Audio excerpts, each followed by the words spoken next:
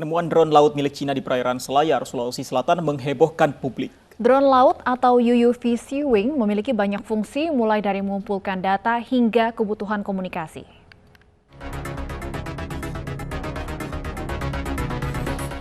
Penemuan drone beberapa kali terjadi di wilayah Indonesia. Sebelumnya pada Maret 2019, drone milik Cina juga ditemukan di perairan Bintan dan Januari 2020 di Jawa Timur. Kali ini di akhir tahun 2020 penemuan drone laut kembali terjadi di perairan Selayar, Sulawesi Selatan. Beberapa pihak mengingatkan pemerintah agar penemuan drone milik asing diwaspadai karena saat drone diluncurkan tentu memiliki tujuan tertentu.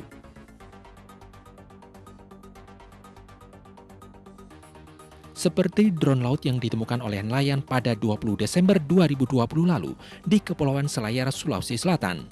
Benda berbentuk torpedo dikenal sebagai UUV atau Unmanned Underwater Vehicle Sea Wing. Menurut laman Naval News, UUV Sea Wing dikenal sebagai drone dengan tipe glider yang bergerak dengan mekanisme mirip balon dan sistem kendali dibantu dengan sayap. Saat bergerak, drone laut akan mengumpulkan data melalui kamera serta komponen pengukur suhu, tekanan air, dan posisi. Nantinya drone laut akan mengirimkan kepada pengendali berupa data relief laut, garis pantai, terumbu karang, jumlah ikan, dan masih banyak data lainnya. Ada dugaan drone laut yang ditemukan di Selayar, Sulawesi Selatan hanyut dari Cina ke wilayah Indonesia. Meski tidak menutup kemungkinan, drone laut sengaja dioperasikan di wilayah Indonesia.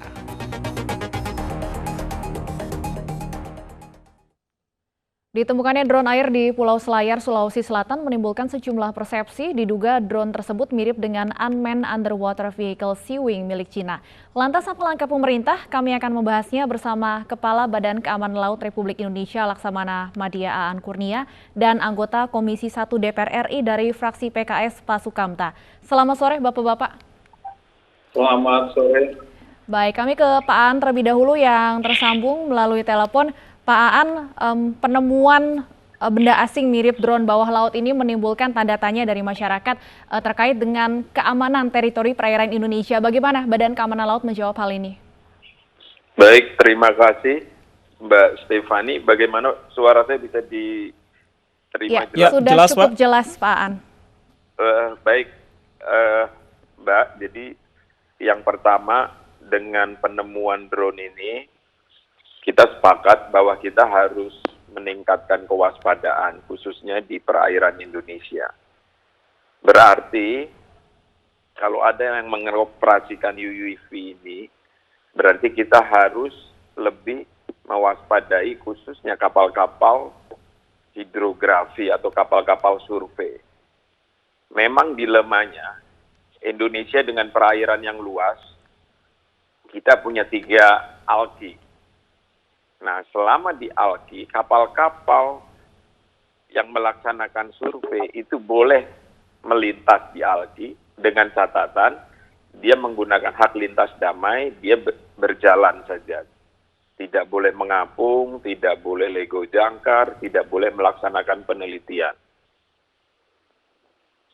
Kita selama ini selalu, khususnya Angkatan Laut dengan Bakamla selalu mengawasi dan melihat kapal-kapal yang melintas di alki. Nah, memang mungkin kadang-kadang ini ada yang terlewatkan atau mungkin kita juga belum bisa 100% mengawasi kapal-kapal yang lewat alki ini. Tapi sudah beberapa kali Bakamla kita kontak dengan kapal-kapal surveinya Cina yang melintas di alki kita. Sejauh ini yang kita lihat mereka hanya melintas saja menggunakan hak lintas damai. Jadi boleh saja. Nah, kecuali memang dengan adanya penemuan ini berarti kita harus lebih meningkatkan lagi. Itu yang pertama. Yang kedua, jelas tujuannya menggunakan UUV ini. Berarti negara yang mengoperasikan ini ingin mengambil data di perairan Indonesia. Pertanyaannya untuk apa? Data umumnya tentang oceanografi, tentang bathymetrografi, ini digunakan selain untuk kepentingan data mereka, ini sangat diperlukan untuk pengoperasian kapal selam. Karena kapal selam itu harus tahu di setiap perairan yang akan dilewatinya, layernya, kadar garamnya, temperaturnya, layer-layer di laut. Karena itu sangat berpengaruh untuk taktik operasi kapal selam. Oke. Nah, oleh sebab itu, negara-negara maju biasanya menggunakan ini untuk kepentingan mereka seperti ini. Oke. Demikian sementara. Pak Aan, jadi bisa disebut bahwa drone atau alat ini merupakan alat mata-mata dari Cina? Kalau dibilang mata-mata, ya tidak terlalu betul 100%. Tapi paling tidak dia ingin mengambil data di perairan, khususnya di Alki. Nah, yang jelas ini kecelakaan atau ini kesalahan dari pihak pengoperasian. Harusnya ini tidak sampai hilang seperti ini. Kalau sampai hilang berarti dia juga tidak bisa mengendalikan drone-nya ini. Nah, ini juga fatal bagi negara-negara yang mengoperasikan. Harusnya dia tidak boleh sampai hilang. Berarti dia ada miss dengan yang harusnya bisa dikendalikan sama dia. Tapi mungkinkah data-data yang diinginkan itu terkait dengan kegiatan militer mereka? Kalau kegiatan militer, kalau kita tarik secara global, ya, yang tadi saya bilang. Jadi data awal ini bisa digunakan untuk kapal-kapal selam mereka. Ya, jadi ibaratnya kalau kita mau tahu negara lain kan harusnya kita ambil data-data perairan ini. Jadi pada saat dia lewat, dia bisa memanfaatkan dengan situasi air yang akan dilewati, khususnya untuk kapal selam di sini. Tapi yang jelas ini suatu kecelakaan atau mungkin kecerobohan atau tidak kesempurnaan dari drone-nya mereka sendiri. Harusnya drone ini tidak boleh hilang, harusnya bisa dikendalikan sama mereka. Baik, saya ke Pak Sukamta. Pak Sukamta, Anda melihatnya apa langkah yang harus diambil pemerintah terkait penemuan drone bawah laut yang diduga merupakan milik Cina ini? Iya, terima kasih. Saya kira ini peringatan bagi kita, satu sisi ya, kita sebagai negara merdeka, kita ini kan punya negara kepulauan, kita memang sudah mengizinkan kapal-kapal asing itu untuk melintas di alki kita. Namun seperti yang tadi ditegaskan oleh Pak Aan, Pak Ketua Bakamla, bahwa kapal-kapal asing yang melintas itu tidak boleh melakukan aktivitas-aktivitas yang tidak diizinkan. Nah, ini jelas menunjukkan bahwa ada aktivitas ilegal yang tujuannya adalah mengambil data-data. Dalam bahasa yang mudah dimengerti oleh masyarakat, sebetulnya ini adalah proses memata-matai Indonesia. Ini adalah pesawat drone air ya, milik satu negara yang tujuannya adalah memata-matai Indonesia. Nah, tentu pertama kita harus memastikan drone ini milik siapa, dan kita perlu melakukan tindakan secara diplomatik secukupnya ya, sehingga tidak terulang kembali. Kalau benar ini milik China, kita selama ini kan beretikat baik, ingin berteman dengan mereka, kita berikan ruang untuk investasi, banyak tenaga kerjanya masuk ke Indonesia, tapi masih kurang juga, masih memata-matai Indonesia. Nah, tentu kita tidak ingin itu terjadi, ya. Kita ingin berteman, tapi silakan negara-negara itu beretikat baik sebagai teman. Nah, yang kedua, saya kira kita juga bisa memastikan, kita perlu memastikan bahwa yang demikian ini tidak boleh terjadi kembali. Karena ini menyangkut kedaulatan negara kita. Kalau kita bicara NKRI harga mati, ya beginilah aplikasinya. Bagaimana kita mempertahankan NKRI kita ini sampai titik darah. Gitu. Pak Sukamta, tadi Pak Aan mengatakan bahwa ini adalah salah satu kecerobohan dari negara Cina sehingga alat ini terdeteksi oleh Indonesia. Anda lihat seperti apa? Apakah Anda setuju kecerobohan Cina atau justru ini sebaliknya kecerobohan kita karena keamanan teritori kita yang justru sangat lemah sehingga mereka bisa menerobos perairan kita? Itu kedua-duanya. Negara kita begitu ceroboh sampai ada pesawat mata-mata masuk ke perairan yang sangat dalam. Di Selat Makassar itu kan di tengah-tengah Indonesia ya. Kalau dari samudra Indonesia itu sudah melintasi Nusa Tenggara. Kalau dari Pasifik itu sudah melewati Sulawesi. Jadi ini sudah di tengah-tengah gitu. Nah, kok itu bisa dibiarkan? Berarti memang ada kelengahan kita di Indonesia. saya tahu bahwa Indonesia ini sangat luas, tidak mudah mengendalikan wilayah seluas Indonesia, tetapi kita berharap ya jangan sampai poros-poros amat, jangan sampai demikian tampak lemahnya gitu. Yang Masuk kedua Kamta. memang yang lain itu kecerobohan, tanda bukti bahwa pesawat itu masih gagal di tengah jalan. Entah gagalnya itu karena apa, kita belum Baik. tahu, dan kita perlu mencari tahu itu. Baik, Kita Pak perlu Sukamta. mencari tahu juga ini pesawat isinya apa yang sudah dilakukan. Baik, Pak Sukamta, apakah ini bukti bahwa teknologi keamanan laut Indonesia belum cukup canggih begitu untuk bisa mendeteksi benda asing yang masuk ke negara kita? Karena ini berkaitan dengan yang Anda sampaikan tadi, jangan sampai terulang kembali. Ya, ini sebetulnya kalau kita mau pakai bahasa yang apa adanya gitu, ini kan sebetulnya kan tamparan pada muka kita gitu loh. Ya, bahasa halusnya wake up call. Ini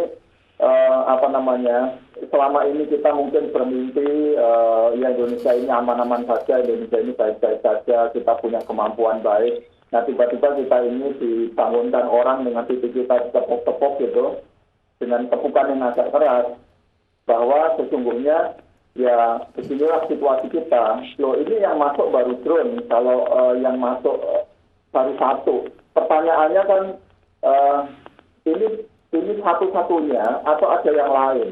Karena setahu saya ini sudah yang ketiga kali loh drone milik kita seperti ini. Baik, Pak Aan, tanggapan Anda, ini banyak yang menilai bahwa ini menandakan bahwa sistem keamanan kita masih lemah, apalagi ternyata alat ini, drone ini ditemukan oleh nelayan, bukan sistem keamanan kita. Baik, begini Mas, mungkin saya jawab ya.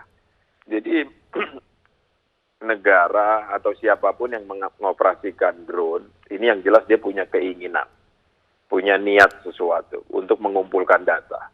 Yang kedua, mereka mengoperasikannya karena mungkin di wilayah kita dia secara sembunyi-sembunyi. Ya. Atau bisa juga dia mengoperasikannya di tempat lain, tapi karena hanyut, karena lost control, dia hanyut sampai ke yang ditemukannya barang ini. Tapi kita patut, tapi sekali lagi, saya sangat pendapat, saya dalam hal ini Bakamla, Angkatan Laut, dan seluruh aparat keamanan dan penegak hukum di laut, ini kita harus lebih waspada lagi. Jadi mungkin nanti kalau ada kapal survei yang lewat menggunakan hak lintas damai, kalau perlu kita tempel, maksudnya kita ikuti terus, kita awasi secara ketat di sini. Itu mungkin Tapi Pak Aan, kalaupun benda tersebut memang hanyut dan tujuannya bukan Indonesia, tentunya alat kita seharusnya bisa mendeteksi, Pak Aan. Begini Mas, kita tidak bisa di laut itu, apalagi di bawah air, ya, itu sama seperti Mas berada di daratan. Oke. Ya. Saya kebetulan spesialisasi anti-submarine warfare, jadi peperangan anti kapal selam. Jadi di dalam laut itu ada layer-layer. Sonar saja tidak bisa menembus untuk bisa mengetahui bahwa di depan kita ada kapal selam. Kalau dia bersembunyi di layer-layer. Layer itu dipengaruhi oleh apa? Oleh kadar garam, temperatur. Ya. Itu sangat berpengaruh dengan pancaran sonar. Jadi sangat beda sekali konsep pancaran sonar dengan radar, mungkin yang lebih umum kita mengetahui radar. Nah, oleh sebab itu, drone ini digunakan untuk mengambil atau mencari data-data di dasar laut ini untuk temperatur, kadar garam. Karena ini terkait dengan operasional sonar sama kapal selam. Tapi saya sangat sepakat, kita harus lebih waspada lagi bahwa sudah ada beberapa keinginan dari negara-negara lain untuk mengetahui situasi perairan kita. Pak Aan, ini bukan pertama kalinya ya ditemukan drone bawah laut di Betul. wilayah perairan Indonesia. Betul. Artinya apa Betul. yang perlu diperbaiki ke depannya, Pak? Lebih waspada lagi ini seperti apa? Dalam bentuk nantinya apa yang akan dilakukan untuk bisa memperbaiki? Jadi yang jelas seluruh aparat yang punya aset di laut ini harus waspada, saya pendapat.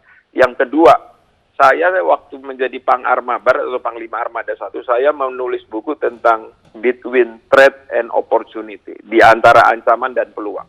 Indonesia idealnya di corong-corong strategisnya, khususnya di Selat Sunda, kemudian Selat Bali, kemudian di beberapa selat, kita punya semacam fixed seabed surveillance system, atau sonar tanam yang ditanam di dasar laut.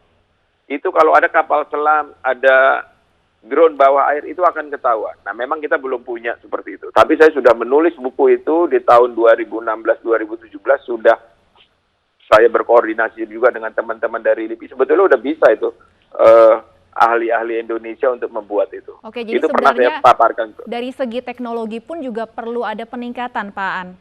Setuju, saya sangat pendapat. Nah, ini juga mungkin ada Pak Sukamta dari Komisi 1 nih Pak, mungkin pada saat kalau saya RDP ini harusnya bisa didukung ini Pak untuk Angkatan Laut khususnya. Jadi justru di selat-selat ini kita menanam sonar yang fix Pak. Jadi kalau ada benda bawah air yang lewat itu bisa terdeteksi. Baik, kita langsung kita konfirmasi. sementara belum punya. Ya. Baik, kita langsung konfirmasi Pak Sukamta bagaimana ini ada kebutuhan juga untuk peningkatan teknologi keamanan laut Indonesia. Ya, itu sisi yang lain ya, bahwa memang situasi ini mengingatkan kita bahwa memang dari pertahanan kita, dari keamanan laut kita, ini masih perlu peningkatan banyak hal, peningkatan kapasitas organisasinya, peningkatan peralatannya, dan seterusnya ya. Tetapi bahwa itu pada saatnya pasti akan didukung, ya, tetapi kita perlu menyadari betul bahwa yang demikian ini sekarang ini sudah sangat urgent, tidak bisa lagi dikesamping-kesampingkan. Beberapa kali kita dorong sebetulnya supaya kebutuhan-kebutuhan yang untuk pengendalian dan pengawasan wilayah kita seperti radar ya, itu supaya segera dipenuhi. Jadi kalau saya mengikuti debat capres cawapres 2 periode ini, kan selalu muncul dalam perdebatan itu kebutuhan radar untuk memantau wilayah NKRI ini. Tetapi di dalam prakteknya selalu tidak muncul di dalam kebutuhan anggaran kita gitu loh. Nah, saya berharap ya ini satu sisi memang satu sisi kita sadari ada kelemahan di situ, tapi jangan sampai ini menjadi apologi untuk kita ini menjadi lengah.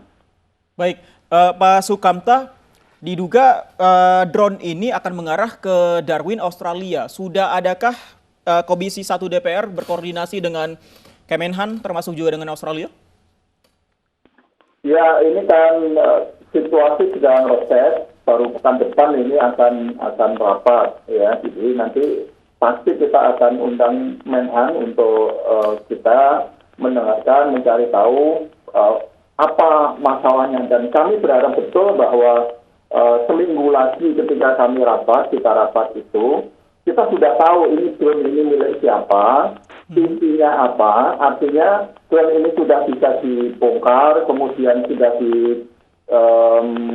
enkripsi, ya, karena pasti itu teknologi ada enkripsinya, harus ada dekripsi. Isinya apa, data-data apa saja yang sudah diambil, dan siapa pengendalinya di mana. Nah, sehingga kita sebagai negara itu segera punya gambaran. Kita ini sudah berhadapan dengan siapa dan apa targetnya. Ya, nah jadi kita berharap betul nanti kan ini dugaan-dugaan kita nih, misalnya ini akan mengarah ke Darwin lah. Jangan-jangan masalahnya bukan Darwin, bukan Australia, tapi memang Indonesia. Jangan-jangan dia pengen menyelami lautan Indonesia yang sangat dan percaya ini. Pak Sukamta, mungkin sebenarnya jawabannya adalah dari negara pemilik alat ini. Sebenarnya bagaimana prosesnya satu negara mendapatkan jawaban dari negara yang bersangkutan, dalam hal ini adalah Cina. Bagaimana prosesnya sehingga kita bisa cepat mendapatkan jawaban untuk apa sebenarnya alat ini, Pak Sukamta? Ya, kita ini kan sudah teriak-teriak nih, Indonesia sudah teriak-teriak beberapa hari, tapi kan Cina diam aja nih. Dan mereka juga pasti tidak mau mengakui bahwa itu milik mereka. Ya, kita harus, tantangan kita adalah melalui alat-alat intelijen kita untuk membuktikan ini milik Cina atau bukan milik Cina gitu. Secara diplomasi, saya kira nanti Kementerian Luar Negeri punya tugas untuk melakukan proses keras kepada negara yang kita anggap sebagai sahabat, sebagai teman ini, tetapi ternyata memata-matai wilayah kita. Oke, jadi belum ada jawaban sama sekali dari Cina ya, Pak Sukamta? Sampai sekarang saya belum mendengar ada respon dari pemerintah Cina soal ini. Baik, artinya investigasi perlu Karena dilakukan pemerintah secara Indonesia internal. Ya, pemerintah Indonesia juga belum melayangkan komplain atau protes karena kita belum tahu persis ini punya siapa kan. Baik, Pak Aan, untuk investigasi sejauh ini siapa yang melakukan dan progresnya seperti apa? Terima kasih Mbak. Jadi ini bukan kewenangan saya juga untuk investigasi. Jadi sebaiknya sih memang kita lihat dulu, kita yakinkan benda ini dari mana, kemudian mungkin ada ekspertis dari Indonesia yang mempelajari ini dulu. Nah, syukur-syukur bisa tahu data apa saja yang ada di dalam ini. Kemudian negara mana yang pembuatnya, dan seterusnya, dan seterusnya. Jadi kita lebih baik didalami dulu, tidak terlalu heboh atau tidak terlalu ramai, ya tentunya nanti sesuai dengan tugas masing-masing di sini. Demikian, Mbak. Baik, kita akan tunggu tentunya hasil investigasinya dan nanti akan di-follow up juga tentunya oleh Komisi 1 DPR. Terima kasih Pak Sukamta dan Pak Aan sudah bergabung bersama kami di Ini Sore.